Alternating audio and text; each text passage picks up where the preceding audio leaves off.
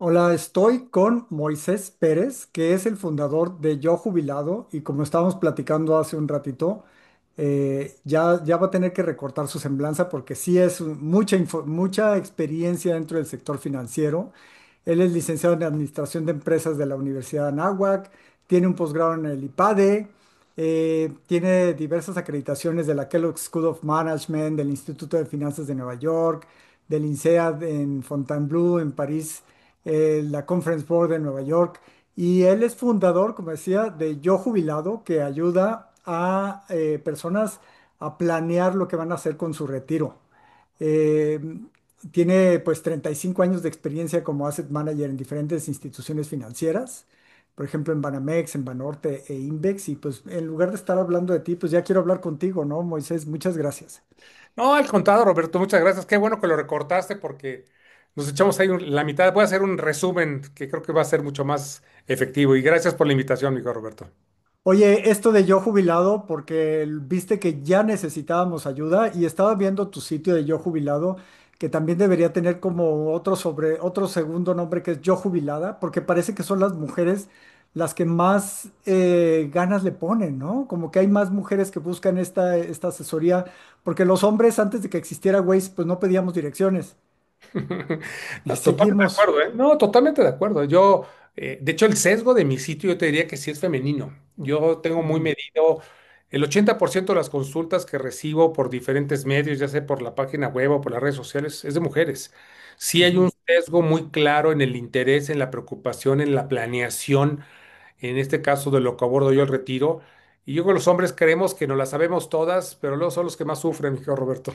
Sí, sí, afortunadamente se inventó Waze, porque de verdad que nunca y siempre era el pleito, ¿no? Pero pregunta, que no, que yo sé llegar y nunca sabías llegar.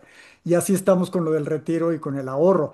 Y también estamos en un momento importante porque se dice que en el 2030 va a cambiar la manera en que se jubila la mayor parte de los empleados formales en México, que la verdad es que nunca existió un sistema de pensiones en México que nos cubriera a toda la población. Cuando se hizo la reforma en el 97, pues se hizo porque no iba a haber dinero para todos las personas cuando llegara el momento de la jubilación. Y ahora en el 2030 vamos a ver que van a empezar a jubilarse. Bueno, ya se están jubilando, me parece, gente con Afore, ¿no? Ya hay Y jubilados de la ley afuera. de la ley de Afore, de los que entraron a trabajar después de 1900 de julio de 1997.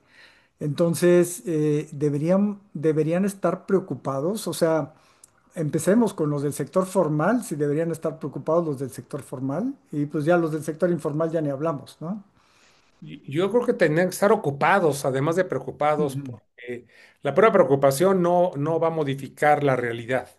ujú, Hoy en día lo que estamos viendo es que el esquema como fue conceptualizado y como bien tú comentas, derivado de reconocer la incapacidad económica de poder mantener a una población tan grande del país bajo el esquema de las pensiones como era la Ley 73.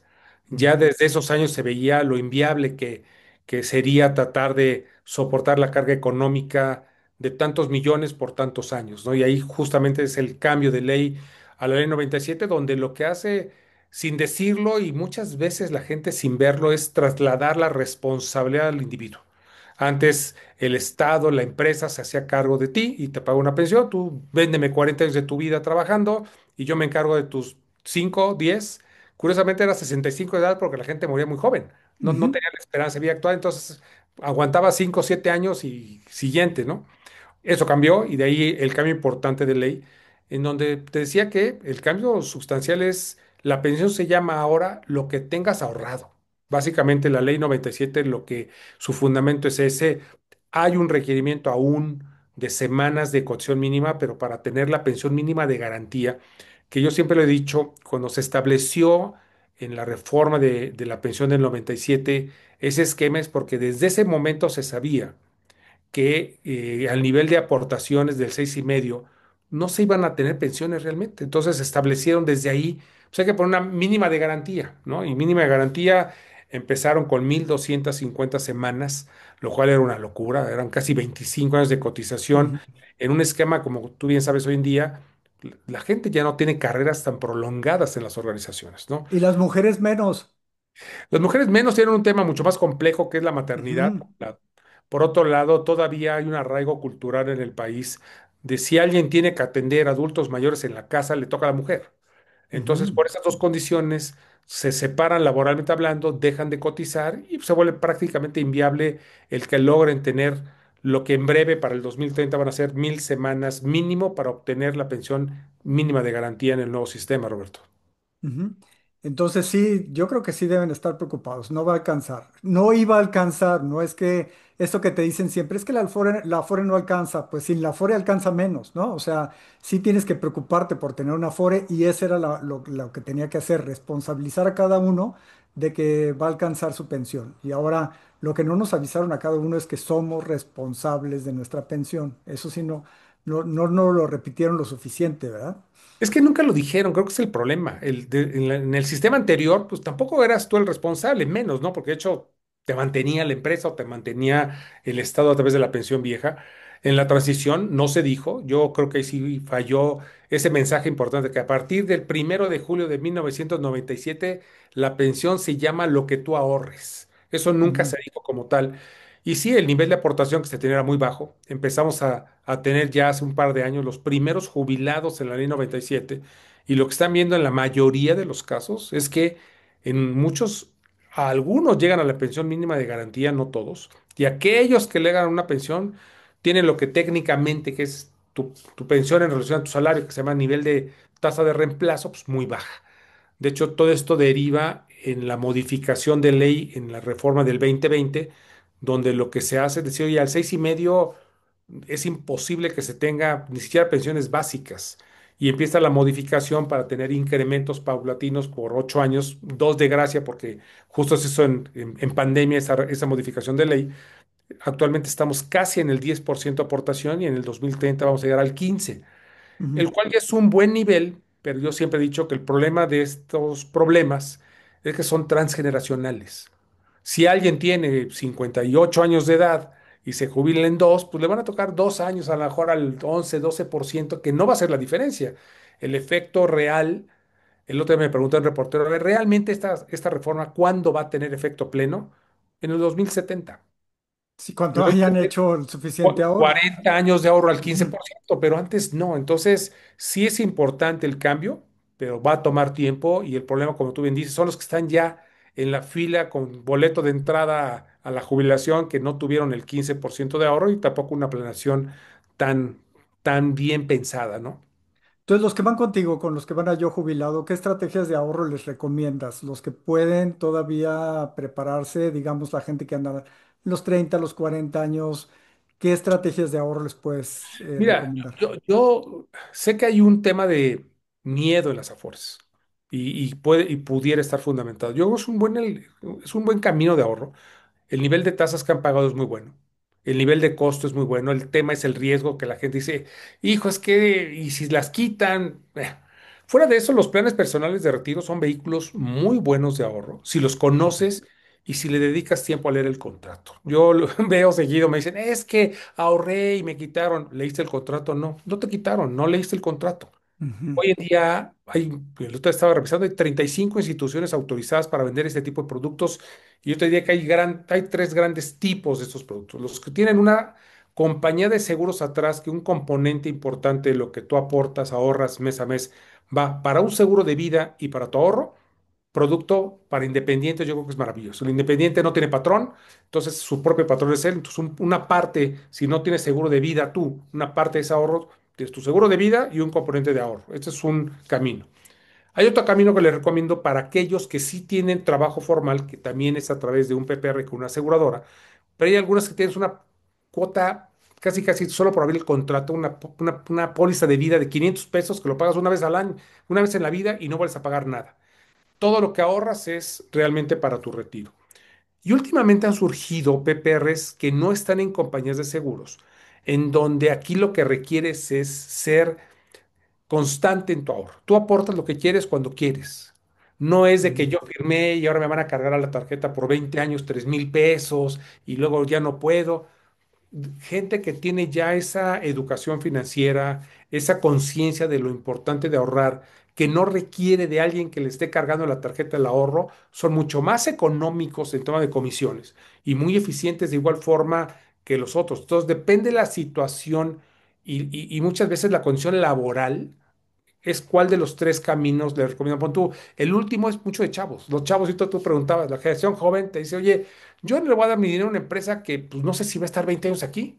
Y si yo me muero Sí. antes, siempre me lo dicen, sí. Y si yo me muero antes, bueno, entonces vete a un esquema donde no tengas esos plazos forzosos, pero el mercado se está sofisticando para bien en ofrecer más productos de diferentes características, pero con un mismo fin que es ahorrar de largo plazo para el retiro.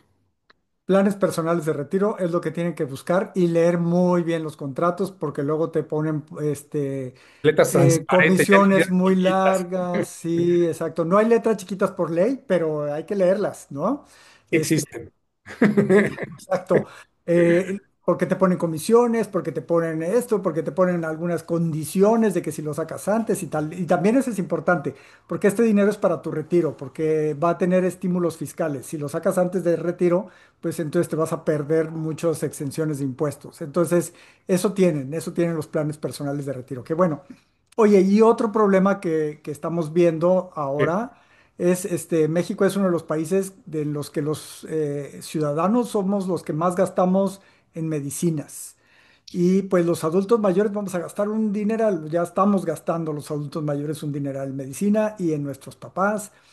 ¿Qué recomiendas o cuáles caminos crees que se puedan hacer para protegerse ante pues la necesidad de pagarte la salud? Yo creo que es el problema más grave que tenemos, Roberto, porque a los últimos años lo hemos visto, el nivel de inflación médica es una locura. En pandemia anduvimos en tasas del 20%, actualmente andamos en tasas del 14% anual de incremento promedio, Mm. cual en muchos de los casos hace inviable e impagable el proceso y ahí entran en más bien entornos de apoyo familiar. O sea, un trabajador que ya esté en edad o ya jubilado, que ya no tenga fuente de ingreso de generación de mayor capital, sencillamente tiene dos caminos, desafortunadamente, o la seguridad social con los temas, riesgos y complejidades que tenemos hoy en día en el país, o la otra se vuelve la red de apoyo familiar en donde los hijos, la familia, entra a tratar de cubrir gastos porque no hay muchas opciones, desafortunadamente. Los seguros de gastos médicos mayores privados, a raíz de las mismas inflaciones, se han vuelto excesivamente caros. O sea, Sí, un seguro que cuando tienes veintitantos años te cuesta 20,000 pesos, a los 50 te cuesta 40,000, 50,000, ¿no? o mucho más. Hace Mm, poco hice un ejercicio en una plática que me dieron pólizas de gastos médicos mayores top. 150, 180,000 pesos están costando al año. Lo uses ujú, o no lo uses, que esa es la otra. sí. Entonces sí se vuelve totalmente impagable o de pronto personas que llegaron a tener alguna acumulación de su ahorro, que les regresaron dinero del Afore, pues, te dura para algún tiempo pagarlo. O has Ujú, tenido que asumir también que tu atención médica ya no sea en los hospitales y con los médicos que cuando estabas laboralmente activo en alguna empresa tenías la protección de un seguro y era muy fácil ir a cierto nivel de atención médica, pero ya al momento de tener que pagarlos tú, pues tienes que empezar a negociar las condiciones de, pues ya no voy al mismo hospital, quizás ya no me ve el mío cirujano, tengo que ver el deducible, el coaseguro que se adapte a mí. Yo creo que las personas que hoy en día ya están en esa situación sí tienen una compleja vida en términos de la salud, sin muchas alternativas, desafortunadamente, porque se vuelve de capital que nunca crearon con el tiempo en el ahorro, ¿no? Ok, aquí hay la recomendación que estoy entendiendo es que hay plan, tendrías que pensar en un plan familiar, ¿no? Como empezaron los seguros, que entre cuates decían, vamos a hacer una bolsa por si se te hunde a ti el barco y si se te hunde a ti te lo pagamos. Así va a pasar, ¿no? Sí, y viene un problema que no está tan claro todavía. El otro día te comentaba antes de iniciar esta charla que estuve en un parlamento abierto que tocan este tema. El tema de los seguros y sus precios están basados en, se mutualiza el costo. O Ujú, sea, muchos jóvenes que no lo usan aportan y pocos viejos.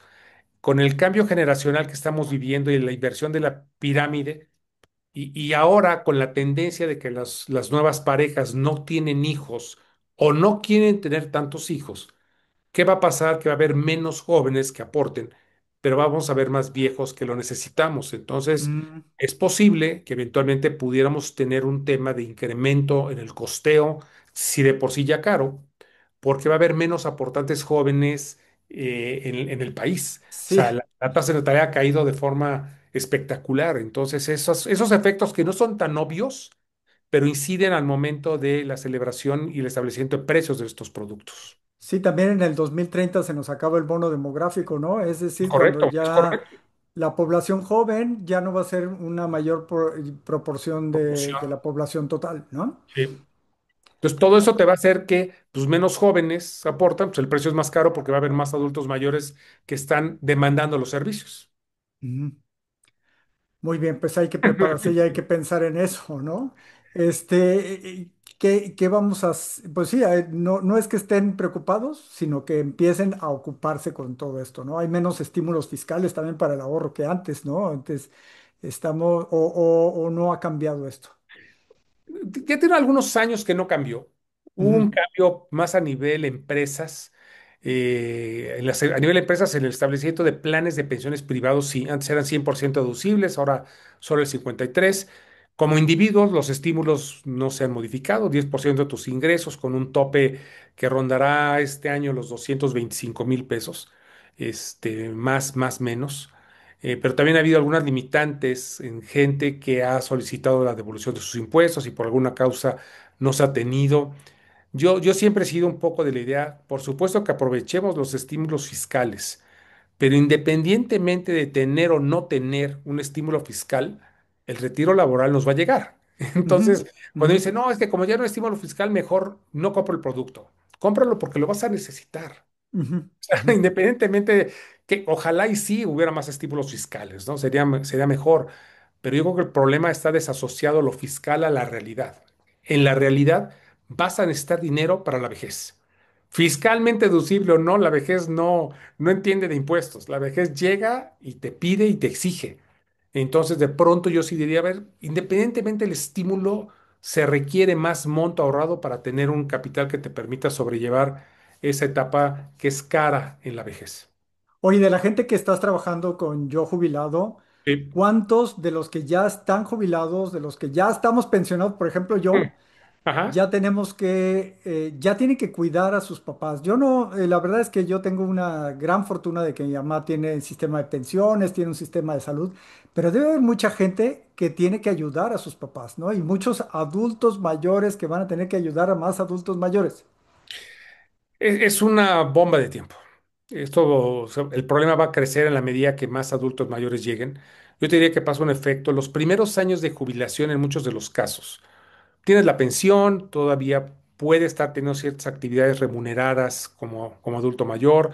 En algunos casos llegan a tener algunos montos que se les devolvió. El problema se va trasladando en el tiempo. En la medida que el adulto mayor sigue envejeciendo, pero entonces se empieza a hacer periodos más largos de encarecimiento de mantener la salud de las personas. Ujú, Pues ahí, ¿quién entra? Pues la familia. Y la familia hasta donde puede y como puede. Yo siempre pongo un ejemplo que es complejo, pero es muy real.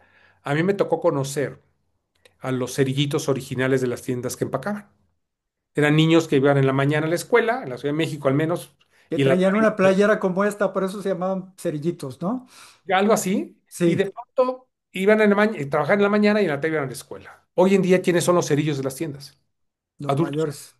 ¿Por qué? Porque están buscando una forma de hacerse un ingreso porque o están solos o la familia misma no les puede ayudar y tienes que buscar de alguna forma hacerte de algún ingreso. Entonces, si es un problema, yo le titulo algunas en algún artículo que pude escribir, la herencia negra de los padres, que es el no prepararte tú y llegar a que ahora, hijos, les toca a ustedes cuidarme. No, espérame, papá, si yo no puedo solo, ¿no?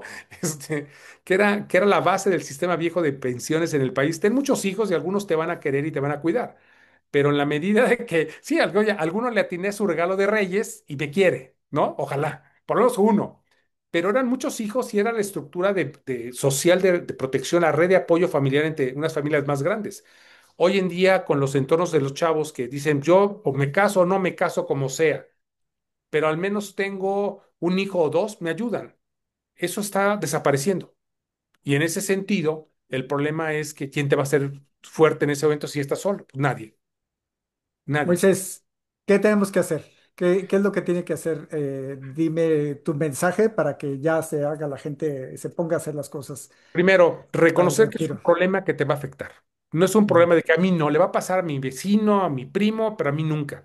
Te va a pasar. Vamos a envejecer, vamos a entrar en una crisis y en una complejidad importante. Ahorrar, yo te diría, Roberto, ahorrar es la salvación de esta problemática.